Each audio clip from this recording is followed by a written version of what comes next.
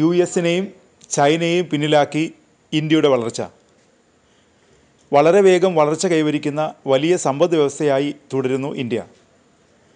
നടപ്പ് സാമ്പത്തിക വർഷത്തിൽ ഇന്ത്യയുടെ സമ്പദ് വ്യവസ്ഥ 6.3% വളർച്ച രേഖപ്പെടുത്തുമെന്നാണ് പ്രതീക്ഷയെന്നും ഐക്യരാഷ്ട്രസഭയുടെ ഏറ്റവും പുതിയ റിപ്പോർട്ടിൽ പറയുന്നു. ആഗോള സമ്പദ് വ്യവസ്ഥ അപകടകരമായ മാന്ദ്യം അനുഭവിക്കുന്ന ഘട്ടത്തിലാണ് ഇന്ത്യയുടെ സാമ്പത്തിക വളർച്ചയെന്നത് ശ്രദ്ധേയമാണെന്നും UN റിപ്പോർട്ടിൽ സൂചിപ്പിക്കുന്നു. ശക്തമായ സ്വകാര്യ ഉപഭോഗത്തിലൂടെയും പൊതുനിക്ഷേപത്തിലൂടെയും ഏറ്റവും വേഗത്തിൽ വളർച്ചയിലേക്ക് നീങ്ങുന്ന വലിയ സമ്പദ് വ്യവസ്ഥകളൊന്നായി ഇന്ത്യ തുടരുകയാണ്. 2025 ജനുവരിയിൽ രേഖപ്പെടുത്തിയ 6.6% വളർച്ചാ നിരക്ക് 6.3% കുറഞ്ഞിട്ടുണ്ടെങ്കിലും ഇന്ത്യയുടെ വളർച്ച ശ്രദ്ധേയമാണെന്ന് UN-ലെ മുതിർന്ന സാമ്പത്തികകാര്യ ഉദ്യോഗസ്ഥനായ ഇംകോ പീറ്റർലെ പറഞ്ഞു. World economic situation and prospects അർദ്ധവാർഷിക റിപ്പോർട്ട് പ്രകാരം അടുത്ത വർഷം ഇന്ത്യയുടെ സമ്പദ് വ്യവസ്ഥയുടെ പ്രതീക്ഷിക്കുന്ന വളർച്ചാ നിരക്ക് 6.4% വളർച്ചാ നിരക്കിൽ ജനുവരിയേക്കാൾ 0.3% കുറവുണ്ടാകുമെങ്കിലും മികച്ച വളർച്ചാ നിരക്ക് കൈവരിക്കുമെന്നാണ് റിപ്പോർട്ടിൽ പറയുന്നത്.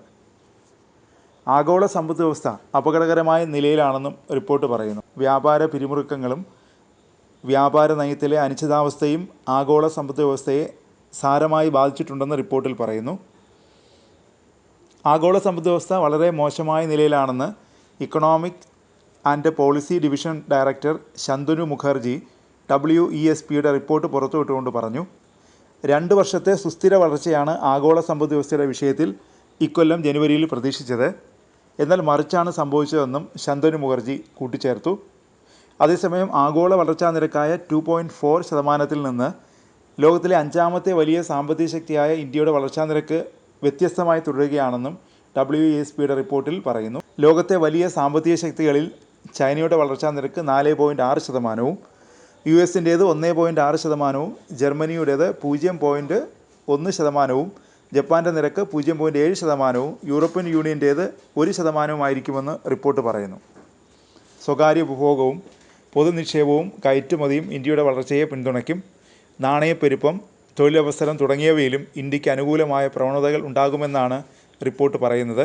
2024 നിരക്കായ 4.9% നിന്ന് നാണയപ്പെരുപ്പ നിരക്ക് 4.3% കുറയും.